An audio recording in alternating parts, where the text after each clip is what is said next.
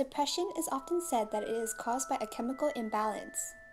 Depression is a common but serious mood disorder. It causes severe symptoms that affect how you feel, think, and handle daily activities such as sleeping, eating, or working. To be diagnosed with depression, the symptoms must be present for at least 2 weeks. Chemicals involved. Serotonin. Serotonin is a mood-related chemical that is low in your brain during major depressive episodes. Serotonin is often referred to as the feel-good chemical. Scientists believe that a lack of neurotransmitter serotonin was to blame for depression. Dopamine. Dopamine is a compound present in the body as a neurotransmitter and a precursor of other substances including epinephrine. While you do hear about serotonin in studies of depression, serotonin is, after all, a target of many current antidepressants. There are other neurotransmitters and systems that are out there. Dopamine is usually linked towards reward and drugs. Dopamine, in terms of salience, it is helping determine how relevant something is to your interests, which encompasses motivated behaviors such as food, drugs, and etc.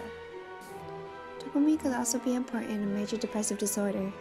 People with depression often exhibit reduced motivation, anhedonia, a decrease in pleasure from usually enjoying things, and sometimes motor decreases as well.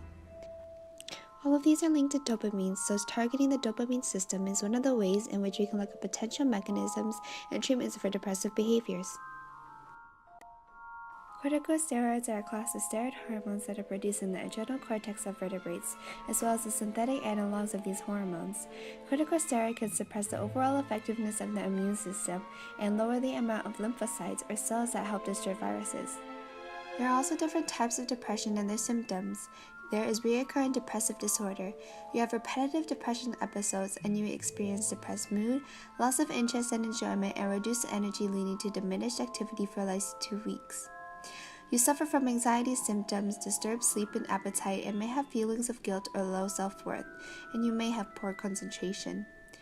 When you are categorized, you have mild. You have a difficulty in continuing ordinary work or social activities, however will not cease to function completely. Then severe, it is unlikely that the sufferer will be able to continue with social work or domestic activities. There is also bipolar affective disorder. You will have maniac episodes of elevated or irritated moods, overactivity, pressure of speech, inflated self-esteem, or decreased need for sleep. An area affected by depression is the brain. In the brain you have the amygdala, a part of the limbic system, and it groups of structures deep in the brain, and it associates with emotions such as anger, sorrow, and fear. Activity is higher when a person is sad or clinically depressed. Thalamus. Thalamus receives most sensory information and relates it to an appropriate part of the cerebral cortex. Bipolar disorder may result from problems in thalamus. It helps link sensory input to pleasant to unpleasant feelings. There is also the hippocampus, which is also part of your limbic system. Its central role is processing long-term memory and recollection.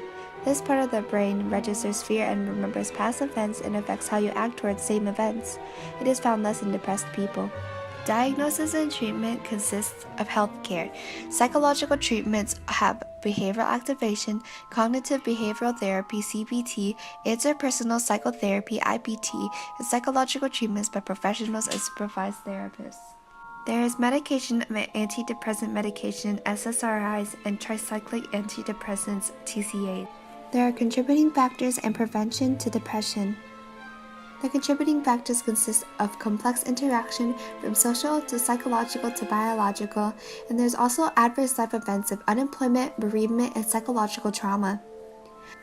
Prevention of depression also have effective community approaches like school-based programs, interventions for parents of children with behavioral problems, and exercise programs for the elderly.